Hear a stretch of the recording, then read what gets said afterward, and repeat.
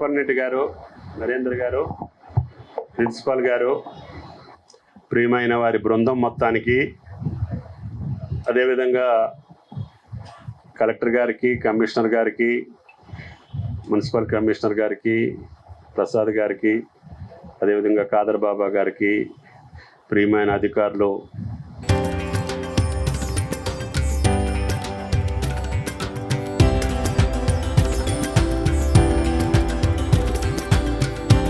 తరతరాలుగా తరగని స్వర్ణ బంధాలు మన మానిపల్లి జ్యువెలర్స్.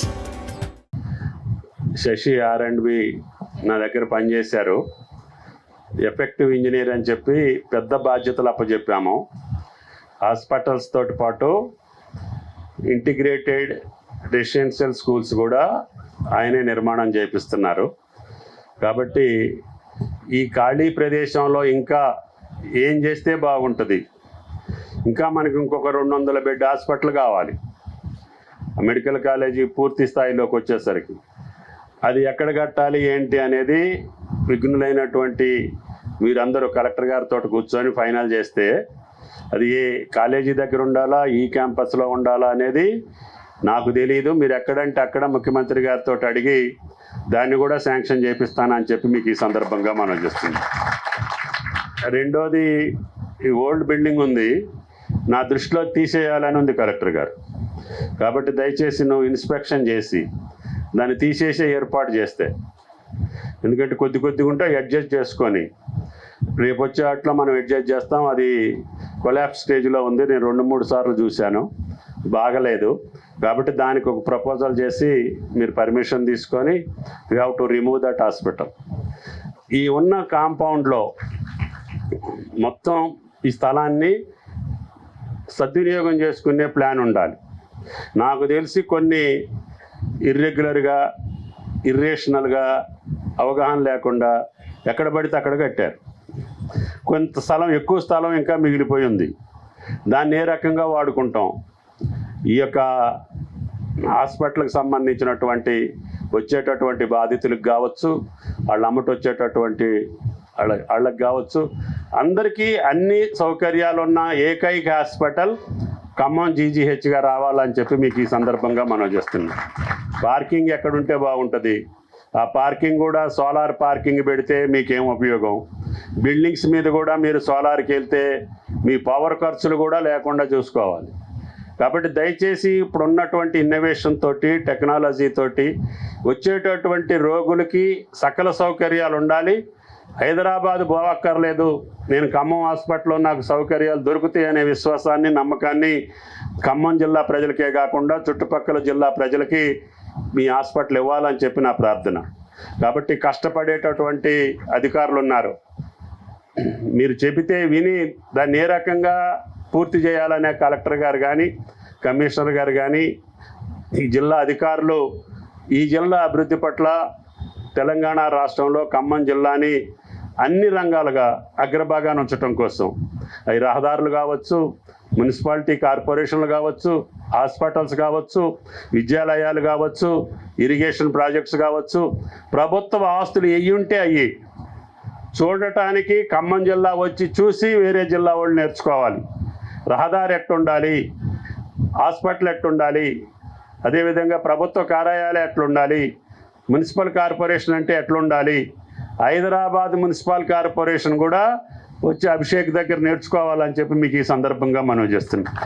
అందుకనే మనం కష్టపడితే ఫలితాలు వస్తాయి, ఆ ఫలితాలు రాష్ట్రం మొత్తానికి వ్యాపిస్తాయి. నేను రోడ్డు డివైడర్స్ మొదలు పెట్టిస్తే 25 సంవత్సరాల క్రితం, ఇప్పుడు అన్ని సెంటర్స్లో, అన్ని జిల్లాల్లో రోడ్ డివైడర్సు, మీడియము, పూల మొక్కలు, పచ్చని మొక్కలు వేసుకునే దానికి అవకాశం వచ్చింది.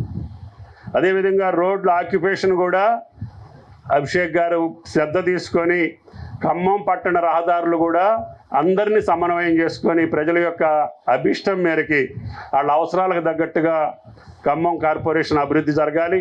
అదేవిధంగా జిల్లా కలెక్టర్ గారి ఆధ్వర్యంలో జిల్లాలో ఉన్నటువంటి అన్ని రంగాల్లో మనం ముందుండాలనేది, ఆయన గారు అడవి జిల్లాలో, ములుగు జిల్లాలో పనిచేశారు. చాలా కష్టపడే మనస్తత్వం, ప్రజల పట్ల, ప్రభుత్వం పట్ల ఆయనకున్నటువంటి కమిట్మెంట్ని మీరు వాడుకోవాలని చెప్పి కూడా మీకు ఈ సందర్భంగా మనం చేస్తున్నాం. ఆయనకి సహకరిస్తే జిల్లా యంత్రాంగం మొత్తం కదిలేదానికి అవకాశం ఉంటుంది. అన్ని రంగాల్లో, అది హెల్త్ కావచ్చు, ఎడ్యుకేషన్ కావచ్చు, ఇరిగేషన్ కావచ్చు, రోడ్స్ కావచ్చు, అసలు మన జీవన సరళే మారిపోవాలి. మనం రోడ్లు ఎట్లా ఉంచుకోవాలి, మన గ్రామాలు ఎట్లా ఉంచుకోవాలి, మన చెరువులు ఎట్లా ఉంచుకోవాలి, మన హాస్పిటల్స్ ఎట్లా ఉంచుకోవాలి, మనం కూర్చున్న కార్యాలయం ఎట్లుండాలి అనేది ఖమ్మం జిల్లా ద్వారాగా రాష్ట్రానికి వెళ్ళాలి. చాలా భాగం చేస్తున్నారు. ఇప్పుడు అభిషేక్ గారు వచ్చిన తర్వాత అగస్త్య చాలా వరకు మున్సిపాలిటీ చూడటానికి ఆయన కష్టపడుతుండో, కష్టానికి తగ్గ ఫలితం రావట్లేదు. ఖమ్మం పుర ప్రముఖులు ఇంకా సహకరించాలని చెప్పి కూడా మీకు ఈ సందర్భంగా మనం చేస్తున్నాం. కాబట్టి ఈ హాస్పిటల్ ఈ క్రిటికల్ కేర్ తోటే కాదు, ఇంకా అవసరమైనటువంటి కార్యక్రమాలని కలెక్టర్ గారి ద్వారా మీరు ప్రభుత్వానికి పంపించండి.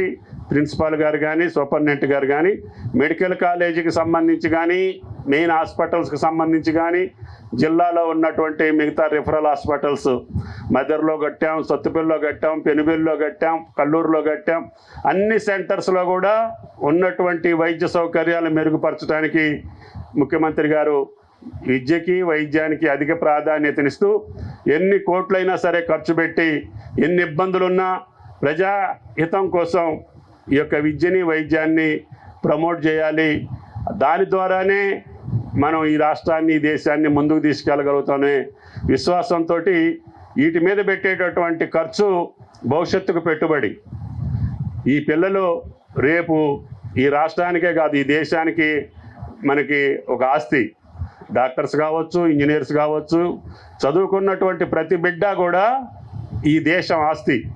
అందుకనే మనం ఆస్తి మీద పెట్టుబడి పెట్టి ఆస్తిని మనం జాగ్రత్త చేసుకుంటే ఆ ఆస్తి ద్వారా ఈ రాష్ట్రం, ఈ దేశం సుఖంగా, సౌభాగ్యంగా ఉండేదానికి అవకాశం ఉంటుంది.